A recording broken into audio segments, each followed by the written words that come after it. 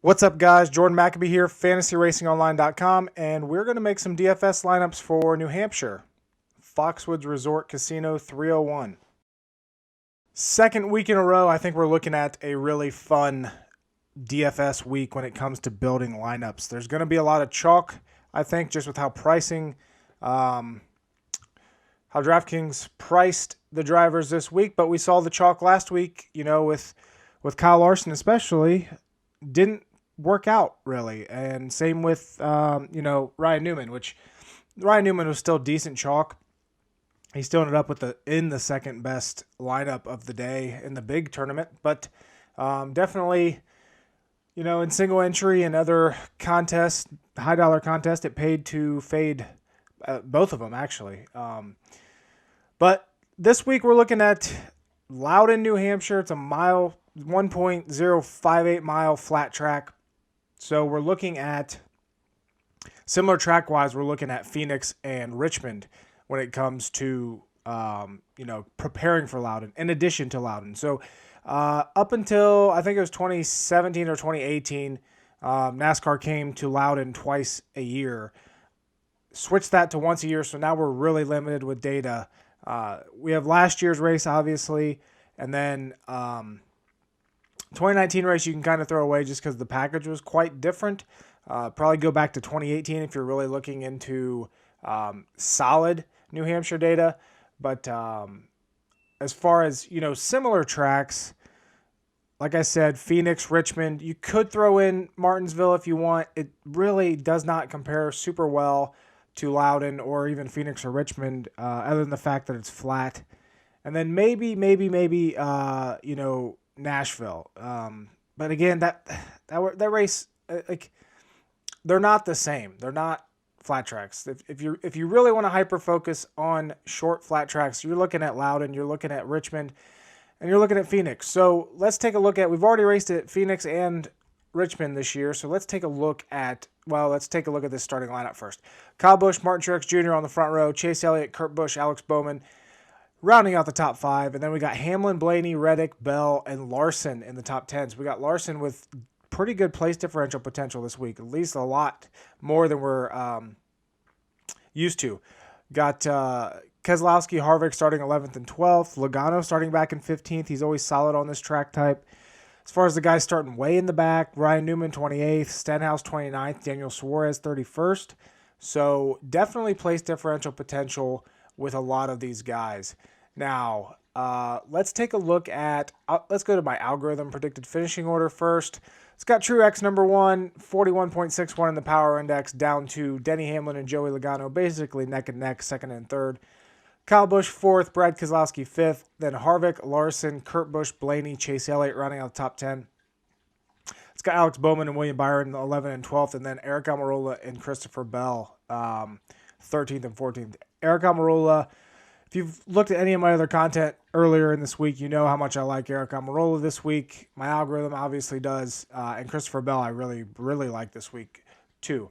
Going back to Phoenix, Martin Truex Jr. won that race. I know this is a little cut off. This is just how NASCAR's media site displays PDFs, and it's awful. Anyway, I'm looking at, dominator points here. Kyle Larson actually had 45, which was the second most in that race. Truex led the way with 52. Logano and Hamlin had 38. Keselowski threw in 14. Blaney threw in 14, but he led 35 laps. Track position does matter at these flat tracks when it comes to throwing up fastest laps. Chase Elliott had 10. Harvick had 11. But it was the guys that we expected. Christopher Bell had 10. That's noteworthy. But really no huge surprises. I will note Austin Dillon and Bubba Wallace each had 4. Talk about why I note that now. But these shorter flat tracks, Truex, Logano, Hamlin, Keselowski, always super strong at them. Harvick's always very strong. Larson's kind of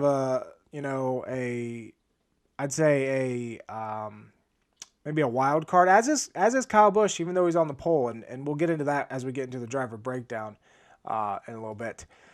Richmond race, Alex Bowman ended up stealing it. He led 10 laps. He had 27 fastest laps, which is pretty good, but he's really not. He's typically about a teen's car when it comes to these shorter flat tracks. Denny Hamlin, it was the Denny Hamlin and Martin Truex Jr. show at Richmond, if you remember. Hamlin led 207 laps, Truex led 107, and then Hamlin had 89 fastest laps, Truex had 74. Logano also led 49 laps. He had 32 fastest laps. Christopher Bell threw in 11 fast laps, finished fourth. We had Kyle Busch with 11 fast laps. Other noteworthies, Larson only had 10. I remember that race pretty well. A lot of people were disappointed in how Larson performed. Harvick with 11. Bubba Wallace again with 4. And then Austin Dillon, he had one that race. One fastest lap. That's what I was talking about there. But yeah, so looking at since the start of 2020 and then including 2021, looking at shorter flat tracks, we're talking Phoenix, we're talking Richmond, we're talking here at Loudon. So there were 2 Phoenix races in 2020. There was a Richmond race and a Loudon, and then the Phoenix race from earlier this year and the Richmond race from earlier this year.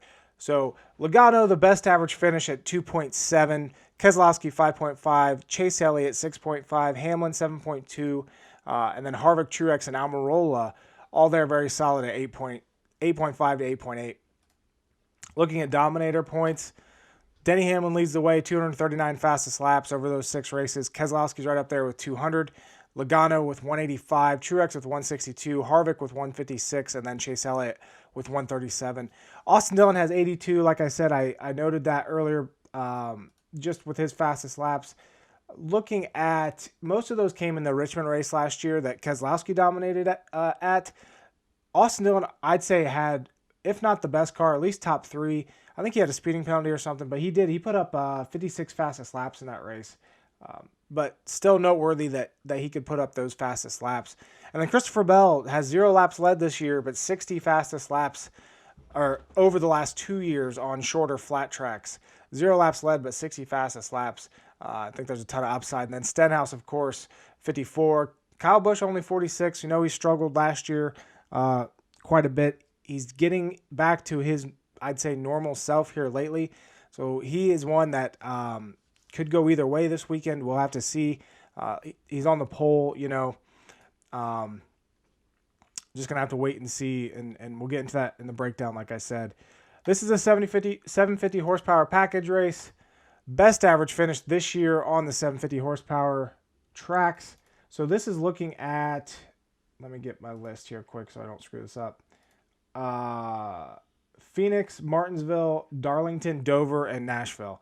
So why isn't it including Richmond? Did I forget to throw Richmond in there? I might have to fix that. So this this 5-race stretch is, they ran this 750 horsepower at Richmond, right? Anyway, this is the 5 race. This is Phoenix, Martinsville, Darlington, Dover, and Nashville. If you check my post and it includes the 6 races, it's because I fixed it. So you can ignore this. But looking at those 5 races, Larson just absolutely dominates everybody in this package this year. Most fastest laps at 332. And then it's Truex and Hamlin, 166 and 142 respectively. Chase Elliott with 95. Bowman, you know, a lot of his fastest laps came at Dover. 61 fastest laps for Bowman there, so keep that in mind. But again, Kyle Busch, 750 package, only 49 fastest laps over these 5 races. So definitely noteworthy with the pole sitter there. Let's take a look at, we already looked at that. Okay. Let's get right into the driver-by-driver breakdown. So Kyle Larson, the highest-priced driver this week on DraftKings at $11,200. He's starting 10th. I think Kyle Larson, and if you listen to the Stacking Denny's podcast this week with Rotodoc and I, Kyle Larson is definitely a tournament play. As weird as that sounds. He just hasn't been an all-star on shorter flat tracks in his career. He's had good runs here. Let me pull up. He's had good runs here at New Hampshire in the past. Nothing dominant though, but then again, he was with Chip Ganassi Racing. So, with that being said, Larson, 11,200 this week. He has place differential potential starting 10th. He's just, let me pull this up really quick.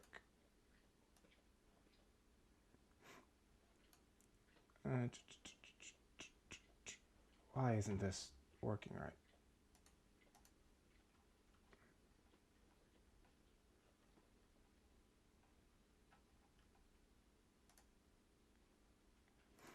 Looking at, so he had those 45 fastest laps at Phoenix this year. He only had 10 at Richmond.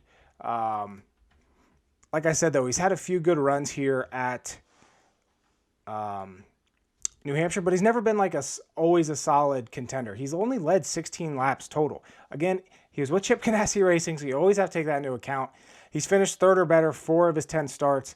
But I just don't know. It's hard to call hard to call Kyle Larson a guaranteed great play here this week in DraftKings simply because of his price. Obviously, if he gets up there and leads and dominates, he's going to be a great play. Like I said, I think he's a tournament play. I don't think you need to go super heavy on him, especially after last week's disappointment. But it's Kyle Larson, and he could easily end up, completely dominating this race. Kyle Busch next up. He's on the pole. He's 10,900. I don't love Kyle Busch, but I can see the upside. So just looking at his fastest laps since the start of 2020 on shorter flat tracks, his highest is 16 in last year's Richmond race. Obviously, he's starting on the pole. He could lead a bunch of laps. I'm actually projecting him to lead quite a few laps this week and pick up quite a few, I'd say more than expected, fastest laps. And he's still not projecting super high. Obviously, he's projecting decently, but not enough to consider him a cash play when it comes to my projections. So keep that in mind with Kyle Busch. The $10,900 salary, I think there's a lot of value in the $10,300 to $9,000 range that you can fit 3 studs into a lineup, and you don't have to pay up for Kyle Busch. Now, obviously, it's going to work out if he's the main dominator, but I don't think we see that. That's at least my initial thoughts. It's just he's struggled so much, not only on the flat tracks recently, but he just hasn't been good in the 750 horsepower package.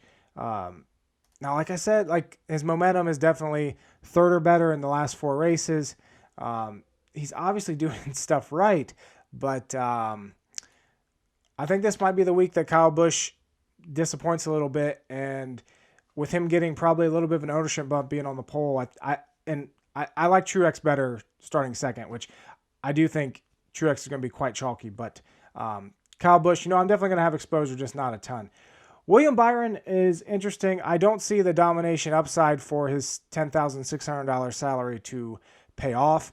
I think he's about a 7th place car at max. Looking at fastest laps over since the start of 2020 on shorter flat tracks, he has yet to even put up double digits. 7 was the most, and that was at Phoenix earlier this year. Yes, he has the place differential. I just don't.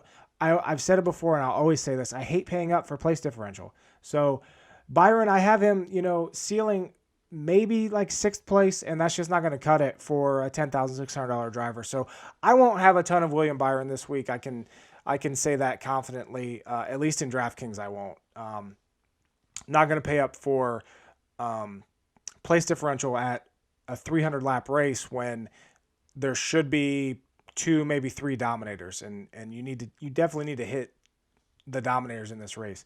Kevin Harvick's next up. He starts 12th, 10,300. I think Kevin Harvick has legitimate top 5 potential. I think he can put up 15 fastest laps. Does that get him into the optimal lineup? I think it's going to depend on what Hamlin does. I projected Hamlin with quite a few points this week, and I don't particularly like builds where you have Harvick and Hamlin, but I can see doing it if you want to get off that Truex chalk. Harvick, you look at his record here at New Hampshire Motor Speedway, and it's very solid. 5th, 1st. He wrecked in this race in 2017. Before that, 5th, 1st, 4th. It's a solid top 5 guy every time we come here. Yes, Stuart Haas is struggling right now, but they're not struggling as bad at these shorter flat tracks. We saw at Phoenix this year, Kevin Harvick, he came home in 6th. He was running 6th at Richmond before he had a late issue, and he ended up finishing 24th. He put up 11 fastest laps in both those races. Is that the normal amount of fastest laps that we're used to Harvick out of Harvick at these shorter flat tracks? No. Does he have top 5 potential starting 12th? Yes, absolutely. Is he worth that $10,300 salary?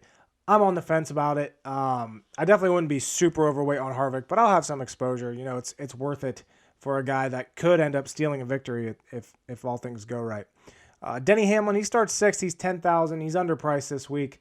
My projections absolutely love Denny Hamlin. You look at the shorter flat track races since the start of 2020. His lowest amount, he didn't have a good first Phoenix race. He only put up 17 fastest laps in last year's Richmond race. Other than that, he's putting up 38 or more fastest laps every single time they're at a shorter flat track. Here at New Hampshire, he has the best average finish of anyone that has more than one career start here. He's a 3-time winner.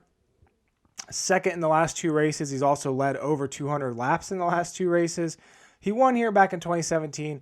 I could definitely see Denny Hamlin winning this race. I think he's going to be a very good pick in DraftKings and FanDuel and fantasy overall. I bet on him to win. So my jinx is on him. Take that for what it's worth. But Denny Hamlin is a great pick at $10,000. I'd actually, if I played cash games, he'd be in it along with Logano and Truex. That'd be the 3 anchors I'd start my lineups with, or my lineup with for cash. That's what my projections love, and that's the kind of build it loves as well. So Denny Hamlin, great pick this week. Should challenge for the win, if not top 3, and get significant dominator points. I think he's going to lead some laps, and I think he's going to get fastest laps for sure. Chase Elliott, he starts 3rd, 9,800. His record here isn't phenomenal by any means, but you have to like how the Hendrick cars are racing right now. So he led 23 laps here in his best finish at 2018. He finished 9th last year after starting 3rd. Obviously, those aren't great numbers. Chase Elliott, fastest laps on shorter flat tracks. Now, obviously, Phoenix, he was very good at last year. Won the championship, had a great first race.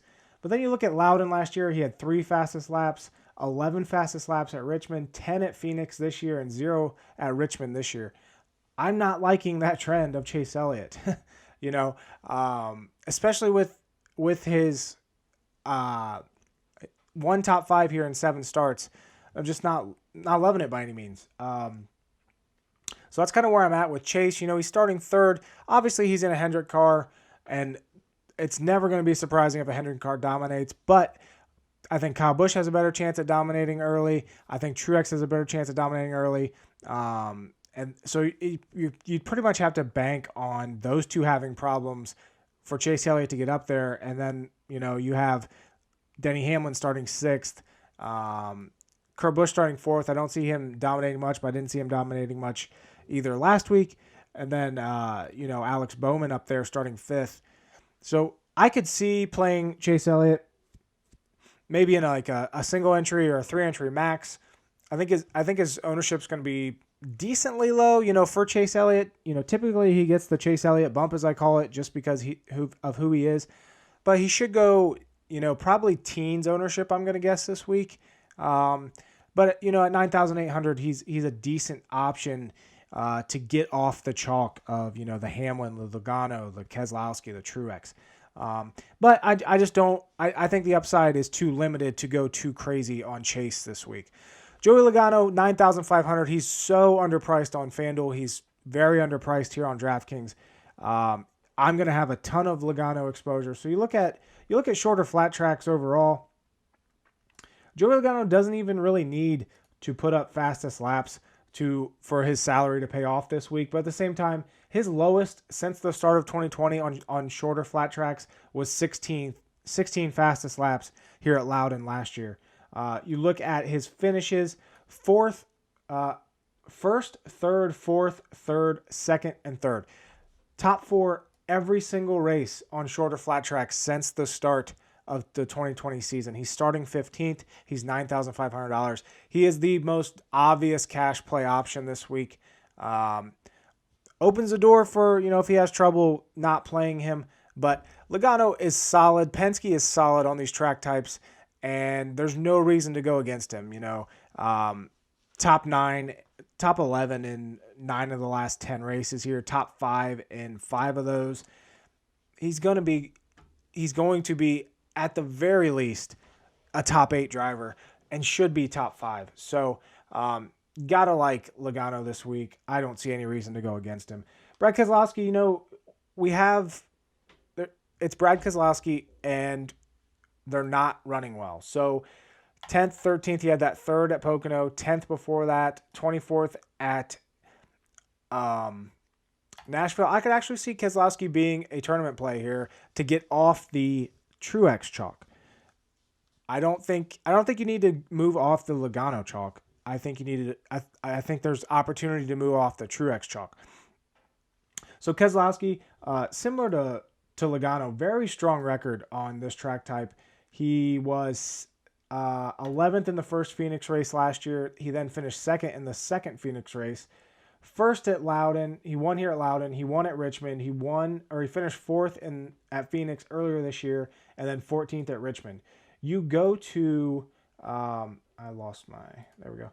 You go to fastest laps, and Penske, I always say Penske is not known for putting up many fastest laps, but Keselowski has routinely put up 11 or more fastest laps. Last year, he put up 30 or more in every single shorter flat track race. This year, he has 14 at Phoenix, 11 at Richmond. You kind of have to bank on him getting somewhere in that 10 to 20 range, I'd say, fastest laps. Now, if he can do that, he can get a top 5.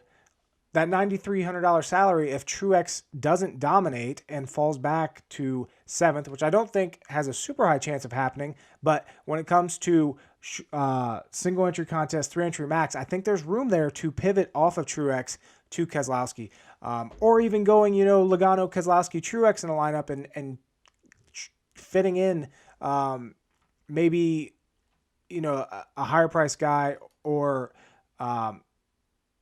like these mid-range $8,000 guys, like an Almirola or something. Especially if you think Truex is going to be the lone dominator on Sunday. So Truex starts 2nd. He's $9,100. He's underpriced. I'm scared of how chalky he's going to be. $9,100 is too low for Martin Truex Jr. at a short flat track. So looking back since the start of 2020, he struggled at Phoenix last year, but he was 3rd here at Loudon. He was 2nd at Richmond. He won the first Phoenix race this year, and he was 5th at Richmond this year. You look at fastest laps. Again, he struggled in the first in the 2 Phoenix races last year. He put up 16 fastest laps here at Loudon, 11 at Richmond, 52 at Phoenix this year, and then 74 at Richmond this year. If Kyle Busch doesn't completely dominate from the start, you have to think it's going to be Martin Truex Jr. He's going to get those laps led. He's going to get fastest laps. $9,100. He should be a top 5 contender at worst. He's very good at this track type. I think that team is now getting into playoff mode where they're going to come out with a very strong car this week. My algorithm loves him. Like I said, though, I'm just a little concerned at how chalky he's going to be at this $9,100. Is it enough for me to say completely fade Truex? Absolutely not. My projections love him. I still like him. The contrarian brain in me says there's an opportunity to get off of him. Would I do it in a single entry contest? Yes, I would possibly take off Truex. As far as overall exposure on Truex, I'm probably going to stay. I haven't made any. I've made like 2 lineups so far, but I'll probably be over just because my projections like him so much. But I can see being under at least. I just wouldn't go too under. If he's at 40%, the lowest I'd go is like 35, 33. But then again, if you're really liking Truex as much as my projections are, as much as my brain is, go over because it's he's very strong on this track type. Surprisingly, he's never won here.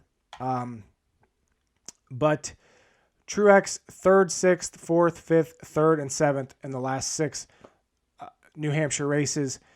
Has not led any laps over the last 2 years since joining Joe Gibbs Racing, surprisingly. That's actually very surprising. He also hasn't started this high up. Before that, 83, 112, 137, 141, 123 laps led consecutively in races. So the ceiling for Truex is so high this week. He's eventually going to win at this track. He has the 4th most fastest laps of all active drivers. Again, no wins yet, but it's going to come. He's actually never even finished second. His highest finish here is 3rd. But Truex is a great play, in DraftKings, unless something weird happens. Unless Kyle Busch, leads the most laps. But it's just, I don't see that happening. Could be wrong. Daniel Suarez starts 31st. He's $8,900. I hate paying up for place differential. I just don't like it. I understand why DraftKings does it, but Daniel Suarez isn't going to put up fastest laps this week. If he does, it's going to be like 4. And finish-wise, his best finish, obviously he was driving that junk car last year, but looking at this year, he was 21st at Phoenix. He was 16th at Richmond. It's probably about his ceiling. It's about 12th to 15th, I would say. Not going to cut it for $8,900. Yes, he's a very safe option. I just don't see... obviously, you're going to have exposure if you're putting in 150 lineups, but I don't see the point in having a ton of Suarez this week, especially in single entry and stuff. Don't chase the place differential when there's so many dominator points out this week and solidly priced drivers that can get those dominator points. Ryan Blaney starts 7th. He's $8,700. Not loving Ryan Blaney this week. Like I said, Penske's very good at this track type, but Blaney kind of isn't. He's better at Martinsville. So you look at fastest laps. He had 14 at Phoenix earlier this year, and he also led, I think, 20 or 30 laps. So that's probably where he got those fastest laps. Other than that, his highest since the start of 2020 at a shorter flat track is 8, and that was at the 2nd Phoenix race last year. So history doesn't really help Blaney much this week as far as performance.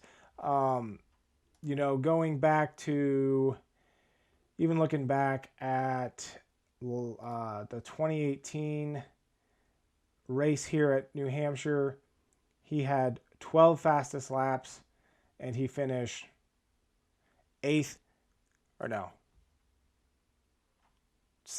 Yeah, it's right there.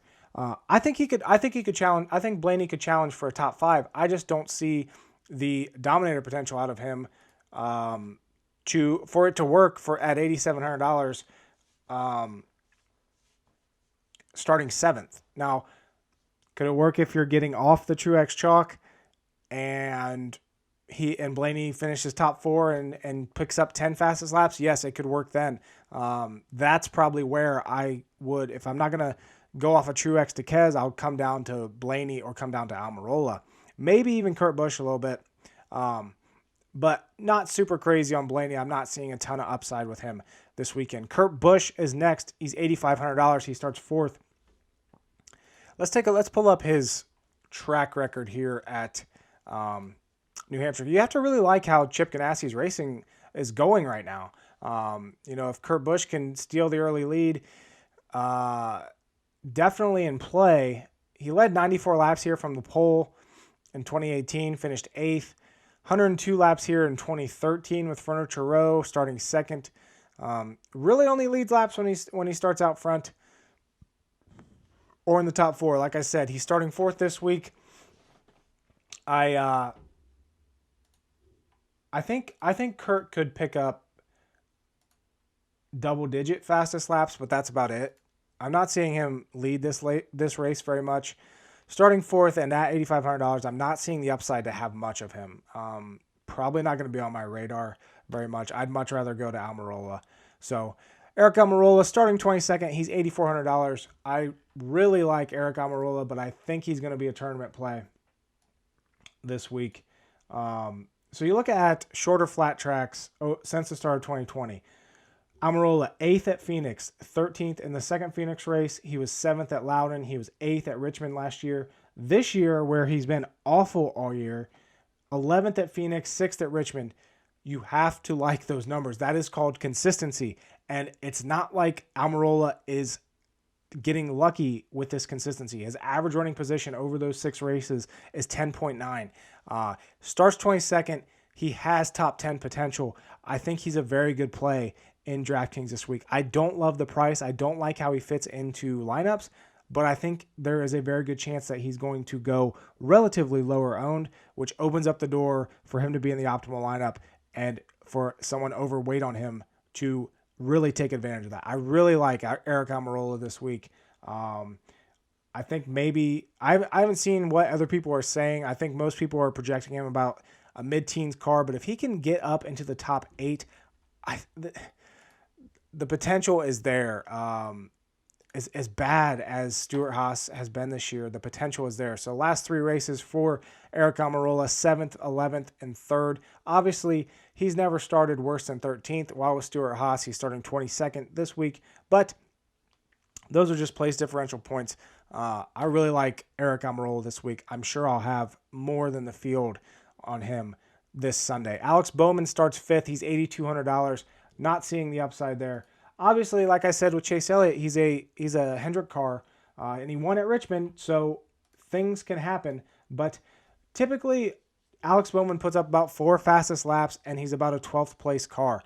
$8,200 and starting 5th, that's not going to work out on DraftKings.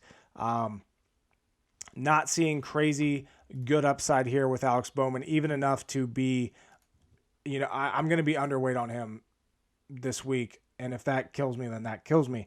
But, you look at the last 4 races here at New Hampshire, 15th, 14th, 11th, 14th, just not seeing the upside. But I didn't see the upside at Richmond very much either. So there's always that. I just don't.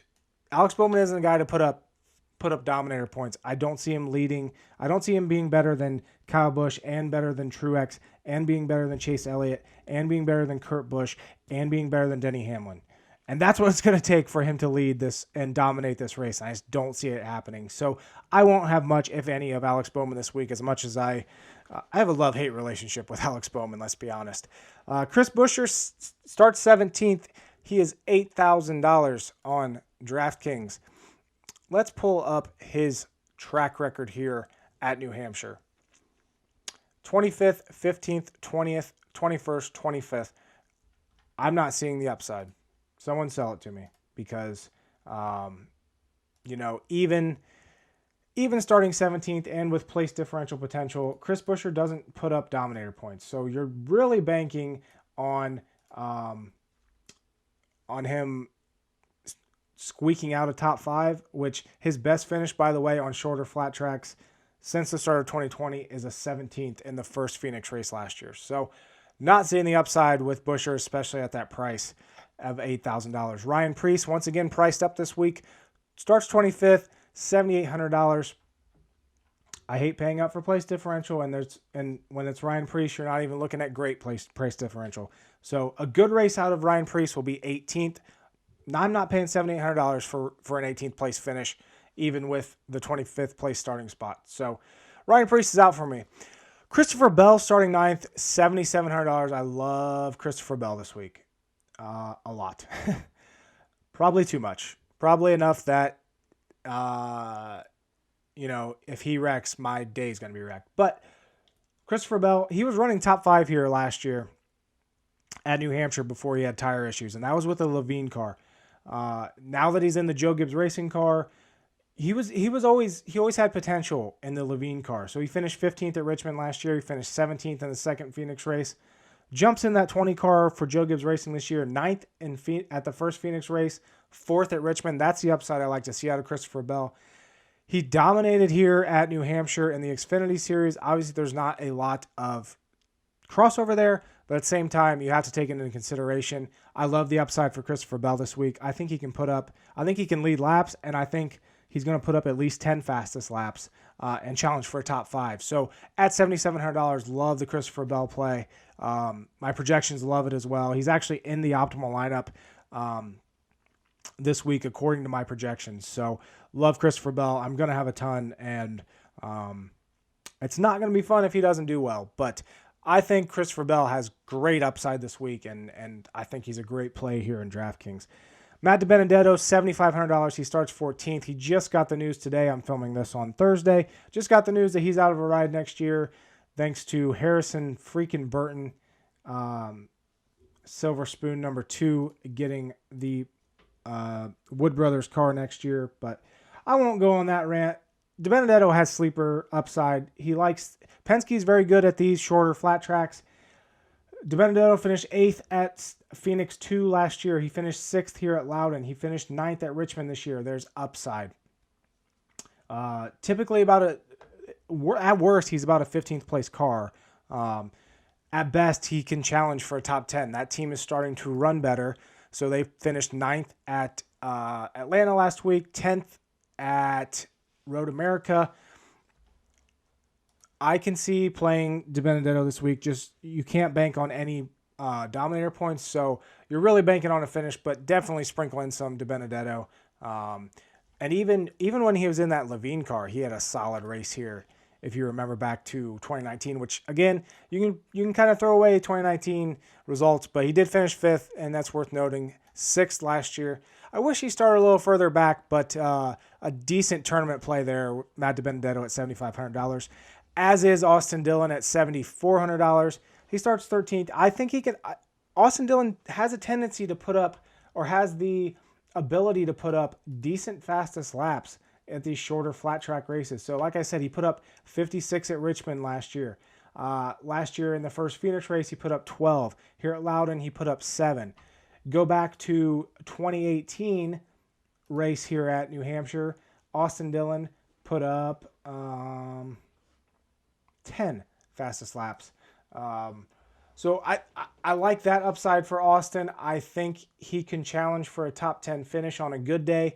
I think there's upside there. Am I going to go too crazy on him? No. But at the same time, you look at, Austin, like I said, he probably had one of the best cars at Richmond last year. He finished 10th at Richmond this year. There's upside for him at this track.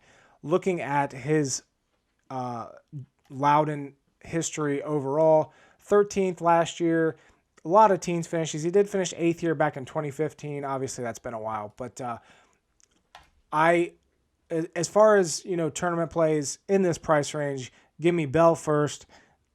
DiBenedetto and Dillon are close. I'd probably go DiBenedetto, and then Dillon's close. Ryan Newman's up next. He starts 28th, $7,200. I see the upside. I don't like the price. So you look at shorter flat tracks since the start of last year. He did not race the first Phoenix race. He finished 24th in the second Phoenix race, 21st at Loudon, 23rd at Richmond, 28th at Phoenix this year, and 30th at Richmond this year. With how that team's running, with how he has ran on this track type before, not seeing huge upside at Newman, especially at this price. I don't like paying up for a guy like Ryan Newman. If he was $6,100 again this week, yes, I'd eat that chalk just like I did all week last week. But if I'm going to hit somebody in this price range, it's going to be the next guy. It's going to be Ricky Stenhouse Jr. starting 29th, $7,100. So you look at Stenhouse's record here at New Hampshire Motor Speedway. Obviously, he can have issues, but other than that, when he doesn't run into problems, he's typically about a teens driver, and that's even last year. He started 31st and finished 14th. I can see a very similar thing happening this week. Stenhouse is a good flat track driver. He starts 29th. He's not going to get many dominator points, but he has the finish potential to get up there. So he struggled at Phoenix last year. In 2020, he was 14th here at Loudon, 18th at Richmond last year. He finished 12th at Phoenix this year and 17th at Richmond. So you can pretty much bank on, if he doesn't run into problems, about a 15th place finish out of Stenhouse. It's a very good day for a guy priced at $7,100 and starting 29th. So definitely, I like Stenhouse this week, as do my projections. Ross Chastain is next. He's $7,000. He starts 20th.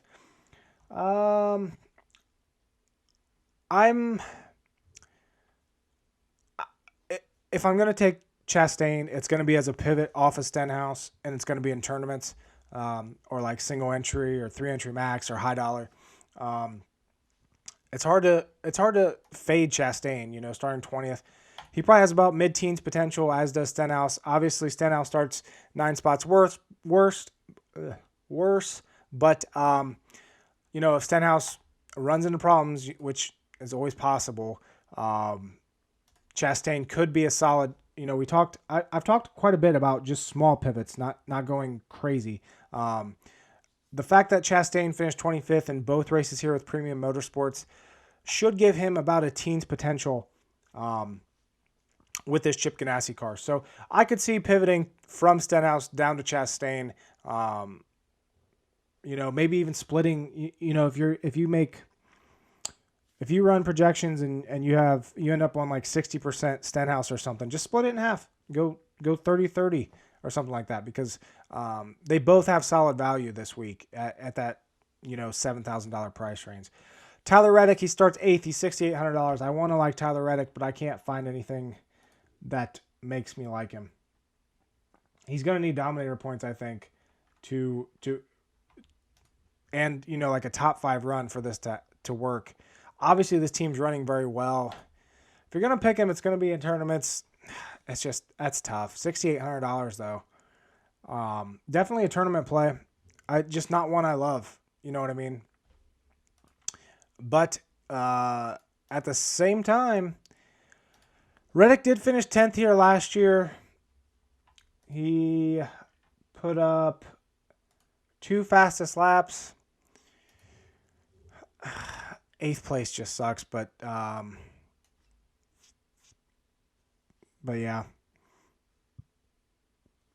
I'm on the fence. Like I said, I'm recording this on Thursday. I'm on the fence with Reddick.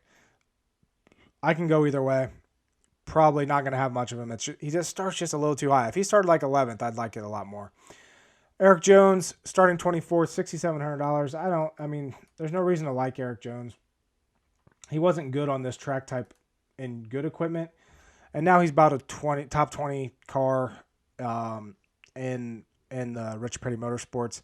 I'd much rather go to Bubba Wallace or Cole Custer. So Bubba Wallace starts 18th. He's $6,500. Joe Gibbs Racing is very good at this track. We went over this last week, or at Pocono. It was Pocono when I was saying this. Joe Gibbs Racing was very good at Pocono. Bubba Wallace finished 14th and 5th at Pocono. Joe Gibbs Racing is pretty good at Atlanta. Bubba Wallace showed top 10 potential at Atlanta, finished 14th. Starts 18th this week, $6,500. I like the play. Do I expect Bubba Wallace to challenge for a top 10 again? No, but I didn't expect it last week really either. So looking back at last year in petty equipment, he was top 20 in both Phoenix races, just halfway decent at Loudon and Richmond. He was 16th at Phoenix earlier this year. So I think with how Bubba Wallace and that team are running right now, he could challenge for top 13, top 12. So I like that play at $6,500. I think a lot of people are going to go to Jones there, though, probably if they don't go to Custer. But Cole Custer, I like Cole Custer this week. I think this is the week to play Stuart Haas. He starts 21st. He finished, 8th here last year? Don't expect that to happen again. But could Cole Custer finish top 50? Yeah, he finished 8th. Could Cole Custer finish top 15? I don't see why not. So Custer was 9th at Phoenix in the first Phoenix race last year. He finished 14th at Richmond last year. He was running mid-teens at Phoenix this year before Bubba Wallace put him into the wall. So I see the upside with Custer. I think he's going to be about a mid-teens car with higher upside. I know my projections like stuffing him in there. So I see the upside. I'm not like in love with him, but the potential is there. Michael McDowell starts 23rd.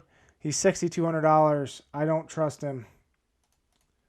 So 2 top 20s in the last 6 low or short flat track races. You're probably going to need about a top 20. I don't trust him because he just completely shit the bed last week at Atlanta. But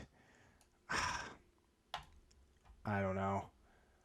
Looking at his track record here at New Hampshire Motor Speedway, 19th, 17th. So he's had 2 good runs the last 2 years. I don't love him. It's not the first guy I'm gravitating toward. Could I see him run 19th on Sunday? Yes. Is that going to be decent for a $6,200 guy starting 23rd? Yes. Do I love it? No. And neither do my projections. They actually don't even really like going down as well. I guess they do like Custer and Bubba, but yeah, I'm not feeling McDowell. I can be persuaded the more data I look at over the weekend. But yeah, no. Chase Briscoe starts 19th. He's $6,000. I think you have to consider him. This team's running better. Looking this year at his finishes, 22nd at both Richmond and Phoenix. Take into account that they're running a little bit better. I wouldn't play him, definitely not a cash play, but Briscoe is a tournament play, I think, and has potential. Just really tough to play a struggling team, but like I said, a struggling team starting 19th, but like I said, Stuart Haas should be better than normal this week at New Hampshire. So there's upside for Briscoe this week. I haven't picked him much this year at all, but I could see trying to fit him in and saving some salary off those other guys with him only being $6,000. Anthony Alfredo, 37th at Phoenix this year, 31st at Richmond. That's all the data we have of him in Cup Series racing. I starting 27th. I don't hate it by any means. I think it's a safe play to play Alfredo. He's probably not going to get better than 25th, but if you save some cap and you can get up and grab, if you're going from, I don't know, if you're trying to get Kyle Busch instead of Denny Hamlin, then or even Kyle Larson or something, you're going to need to dip down here. Alfredo's a decently safe option, but I'd much rather go with Corey LaJoie, who's next, $5,700. He starts 26th. Corey LaJoie, that team is just running so well. 22nd, 21st, 23rd, the last three races. He was 16th in Nashville.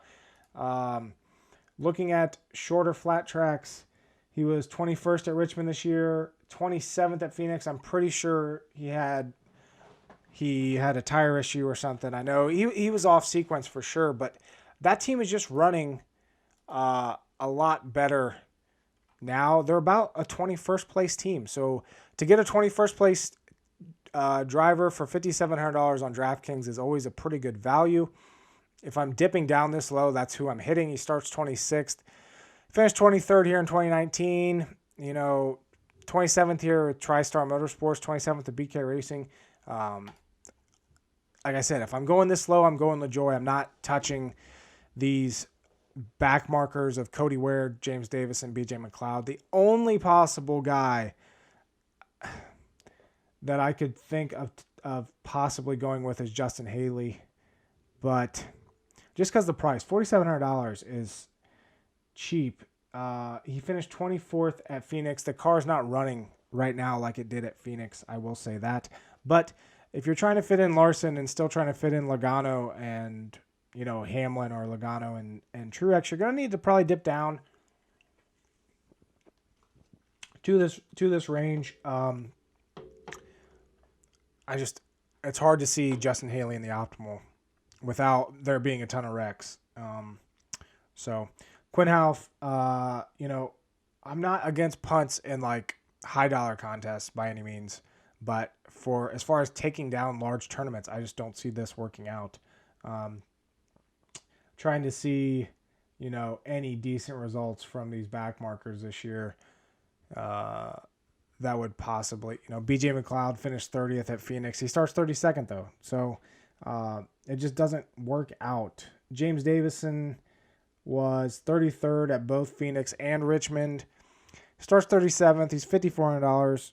See, I'd like him if he was priced at 45 like Houff is, but just not seeing the upside. Like I said, maybe Justin Haley. I know my projections actually kind of try to fit in Justin Haley, about 10% of the time.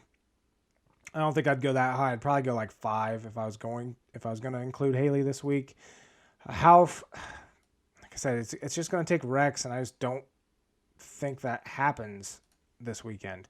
But $4,500, if you're trying to fit in Larson, and if the two dominators are Kyle Busch and Kyle Larson, then obviously you're going to have to dip down to these guys like Quinn Houff and Justin Haley, I think, to still build a solid lineup without, getting lucky with Wallace and Custer finishing top 12, into a lineup. So the top lineup, according to my projections, is Denny Hamlin, Joey Logano, Martin Truex Jr., Christopher Bell, Ricky Stenhouse Jr., and Cole Custer.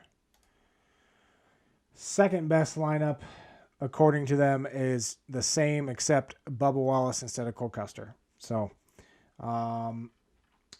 looking at some others, there's another, sticking with Custer, and then instead of Stenhouse going up to Austin Dillon. That's another one of the top lineups. But let me see here. So here's one with an example of one with Justin Haley in it. So it's got Denny Hamlin, Joey Logano, Brad Keselowski, Martin Truex Jr., Ricky Stenhouse Jr., and then Justin Haley. And then you could always go Austin Dillon too off of that. But obviously the safer option, place differential wise, would be Ricky Stenhouse Jr. So you're getting 4 studs and hopefully hitting the dominators there with the 2 Penske guys and the 2 JGR guys. I'd run that in a high dollar, to be honest with you. I don't hate it by any means, and just hope the 2 Penske cars get some fastest laps and get top 5s, and then the 2 dominators are Truex and Hamlin, and I think that could end up being a very good lineup. But yeah, that's gonna do it for the video this weekend. Good luck at New Hampshire. Should be a pretty good race. Yeah. After that, we got 2 weeks off thanks to the Olympics, so it's gonna be nice to have a break, but it always sucks. Yeah, I think the first weekend is always great with a break, but then the second one you're like, okay, let's get back in the swing of things. So yeah, good luck this weekend. Hit me up on Twitter if you have any questions, and let's win some money. See ya.